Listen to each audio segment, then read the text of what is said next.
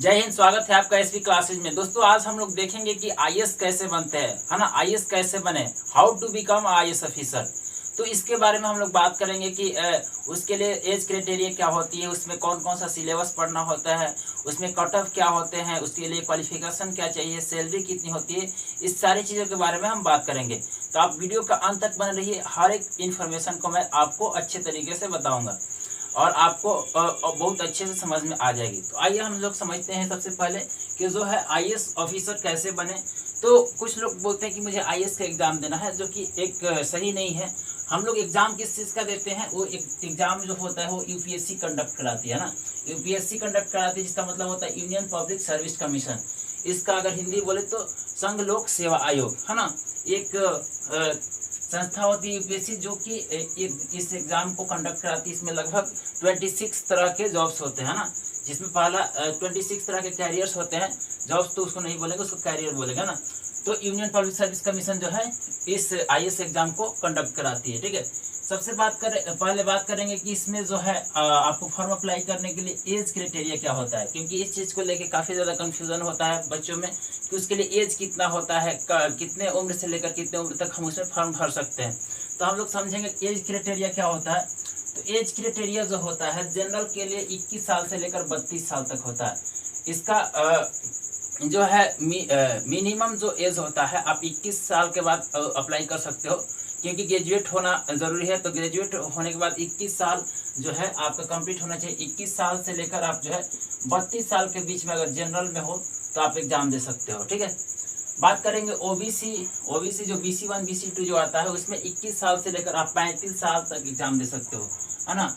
OBC में कितना, 21 से लेकर 35 साल तक, ठीक। आगे बात करेंगे एससी और एसटी जो होते हैं। एससी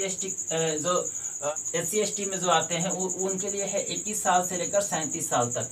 21 साल से लेकर 37 साल तक एससी एसटी एग्जाम दे सकते हैं ना। तो एज क्राइटेरिया आपको समझ में आ रही है। यहाँ पे हम लोग थोड़ा सा बात करेंगे कि जो फिजिकल डिसेबिलिटी होती है, जो लोग विकलांग की कैटेगरी में आते हैं, अंधे बहरे गूंगे जो आते हैं, उनके लिए क्या है, तो उनके लिए थोड़ा सा एज क्राइटेरिया में जो है बढ़ावा मिलता है। तो जनरल के लिए 21 साल से लेकर 37 साल तक इनका एज होता है फॉर्म अप्लाई करने के लिए। ओबीसी में 21 साल से लेकर 38 साल तक इसमें होता है, ठीक है। और एससी एसटी में जो है 21 साल से लेकर 40 साल तक इन लोगों का होता है कि आप उसमें फॉर्म अप्लाई कर सकते हो। एक एज क्राइटेरिया होता है कि इस उम्र में आप फॉर्म अप्लाई कर सकते हो, ठीक है। आई होप कि एज आपको क्लियर हो गया कि एज क्राइटेरिया क्या है, ये चीज़ आपको कंप्लीट हो गया होगा। आगे हम बात करेंगे कि क्वालिफिकेशन क्या होती है, इसके लिए क्वालिफिकेशन क्या जरूरी होता है। तो आपको सिंपली से इसके लिए बहुत कोई आप यूनिवर्सिटी का टॉपर नहीं है, एकदम कोई डॉक्टर इंजीनियर जरूरी नहीं है। इसके लिए सिंपल सा आपके पास एक डिग्री होनी चाहिए, वो है ग्रेजुएट की, है ना।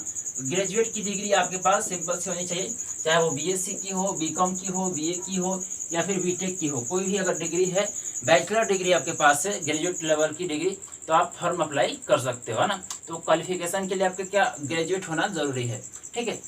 आगे बात करेंगे कि अटेम्प्ट्स कितने होते हैं ना। ये इस एग्जाम में फॉर्म भरे खातिर जब फॉर्म भरेंगे तो कौ वाले फॉर्म भर सकते हैं, अटेम्प्ट का वो होता है ना।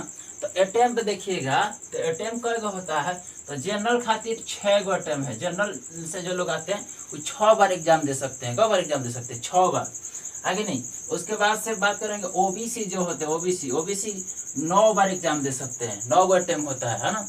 BC1 BC2 जो अंतर्गत आते हैं वो 9 वाले एग्जाम दे सकते हैं। और एससी और एसटी जो है ना, टिल द एज लिमिट, मतलब 37 साल तक ले एग्जाम दे सकता है। तो ये सबसे सुरा को बड़ी फायदा मिलता है। एससी एसटी वाला उम्र एकदम 37 साल तक ले एग्जाम दे सकता है, यानी कि 17 साल तक लगातार एग्जाम दे सकता है अगर चाहेगा तो।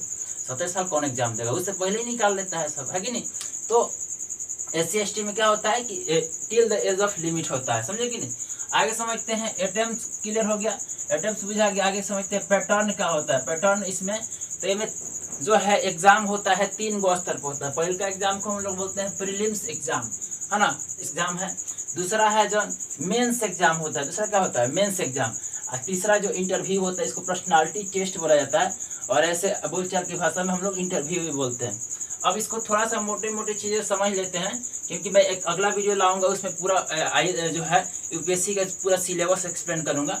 लेकिन मोटी मोटी चीज़ों को समझते हैं। प्रीलिम्स में 2 पेपर्स होते हैं, जिसमें पहला एगो GS1 का होता है, दूसरा GS2 का होता है। GS2 को हम लोग सी सेट के नाम से भी जानते हैं। सी सेट क्या बोलते हैं? सी सेट, है ना।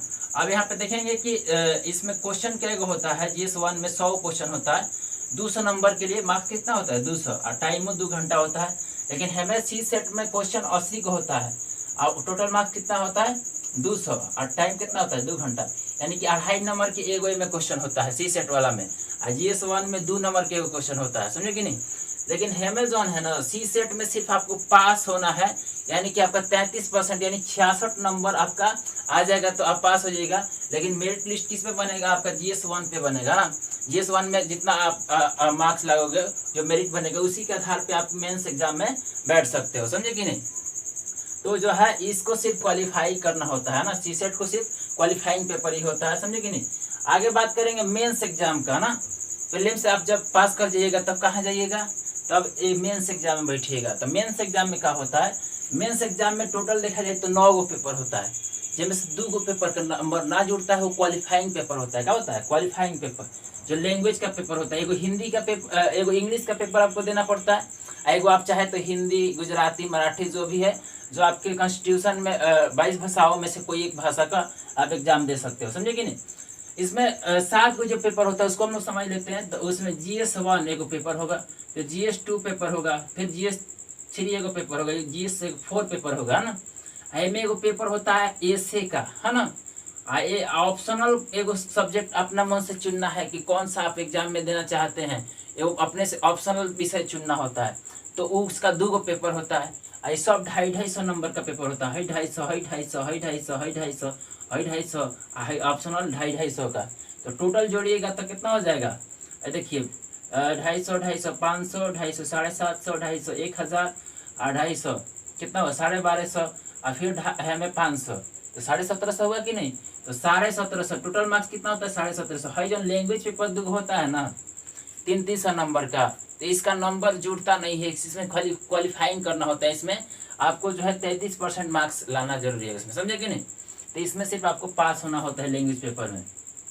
ये 1750 जो नंबर आएगा, इसमें 1750 नंबर का एग्जाम जो होगा, इसमें आप जो है कम से कम आपका अगर मान के चलिए कि 1000 आ गया, तो आप 1000 पे तो टॉपर हो जाता है लोग, है कि नहीं। 1000 से अगर मान के चलिए कि आपको ये सर्विस में आ जाना है, मतलब यूपीएससी में किसी भी लेवल में सिलेक्ट हो जाना है, जैसे कि अगर IAS, IPS, IRS बहुत तरह के 26 मैंने बताया कि सर्विस होता है। तो इसमें अगर IAS अगर चाहिए तो 1000 कम से कम आपको लाना होता है। तो 1750 प्लस है ना। ये इंटरव्यू जो एग्जाम होता है, इंटरव्यू 275 नंबर का एग्जाम होता है। कितना नंबर का?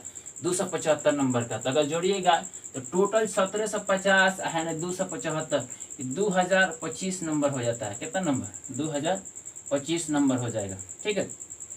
तो 2025 नंबर में जो है आपको कितना नंबर लाना होता है? 1000 नंबर लेके आ जाइएगा तो प्रॉपर आपको IAS मिल जाएगा, समझे कि नहीं। और थोड़ा सा कम बेस हो सकता है, लेकिन इतना पे मिल जाता है, आगे नहीं। जनरल कैटेगरी से, है ना, जनरल कैटेगरी में उसके बाद से थोड़ा सा OBC के लिए, SC ST के लिए थोड़ा कम होता है। उस पर हम बात करेंगे अच्छे से डिटेल से। इतना चीज़ समझ के चले कि कम से कम आपको 2025 नंबर में 1000 मार्क्स, है ना, 950 से लेके 1000 नंबर आप लाओगे तो जनरल कैटेगरी से आप प्रॉपर IAS बन जाओगे, है ना। आगे बात करेंगे। अब इतना सारा मेहनत कर दिए, इतना पेपर दे दिए, है ना, इतना सब एग्जाम दे दिए, तो अब एक बात करेंगे कि एक सैलरी कितना होता है। तो अलग अलग जो है रैंक होता है, अलग अलग जो पद होता है, उसके हिसाब से अलग अलग सैलरी भी होता है ना। तो हम बात करेंगे सैलरी का। तो DM जो बनते हैं, डिस्ट्रिक्ट मजिस्ट्रेट, है ना, तो उसका जो स्टार्ट जो होता है 7th पे स्केल के अंतर्गत 50,000 से लेकर 1.5 लाख के बीच में इनका सैलरी होता है। अगर नहीं सेक्रेटरी का बात करेंगे तो 1 से लेकर 2 लाख के बीच में इनका सैलरी होता है। चीफ सेक्रेटरी जो होते हैं उनका लगभग 2 लाख सैलरी होता है। और कैबिनेट सेक्रेटरी जो होते हैं उनका लगभग 2.5 लाख जो है इनका पर मंथ वेतन होता है।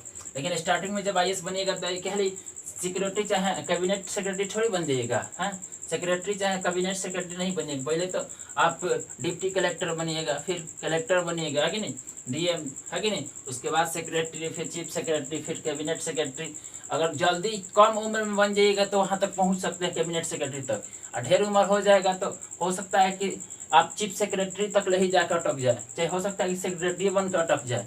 तो कम उम्र में जितना आप कहा जाए कि अगर कितना सा कब आप जो है एग्ज़ाम की तैयारी शुरू करो, तो आप आराम से ग्रेजुएशन के 3rd ईयर में अगर हो, 2nd ईयर में हो, तो आपको स्टार्ट कर देना चाहिए कि जस्ट आप एग्ज़ाम दो, जैसे ग्रेजुएशन आपका कंप्लीट होता है तुरंत आप एग्ज़ाम दे सकते हो, है ना। अगर मान के चलो कि अगर आप ग्रेजुएशन के 3rd ईयर में भी हो तो भी आप एग्ज़ाम जो है दे सकते हो। अगर 3rd ईयर में आप अगले साल एग्ज़ाम देने वाले हो, उसी साल अगर IAS का एग्ज़ाम देना चाहो तो आराम से दे सकते हो।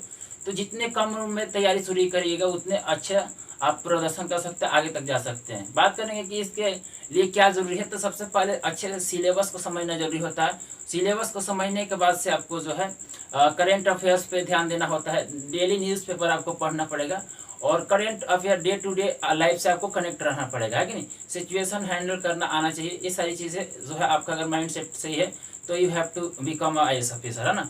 तो अगला एपिसोड में हम लोग बात करेंगे, अगले वीडियो में बात करेंगे कि इसका सिलेबस क्या होता है। अच्छे से बढ़िया से सिलेबस एकदम समझ लेंगे और उसके बाद से आप अच्छे से तैयारी शुरू कर सकते हैं। आई होप कि सारी चीज़ें आपको क्लियर हुई होगी। अगर वीडियो पसंद आई है तो वीडियो को लाइक करें और अधिक से अधिक शेयर करें ताकि दूसरों को इसका लाभ मिल सके। और चैनल पे अगर नए हैं तो चैनल को सब्सक्राइब करके बेल के आइकन को दबा लें ताकि आगे आने वाली वीडियो का नोटिफिकेशन आपको जल्द से जल्द मिल जाए। जय हिंद, वंदे मातरम।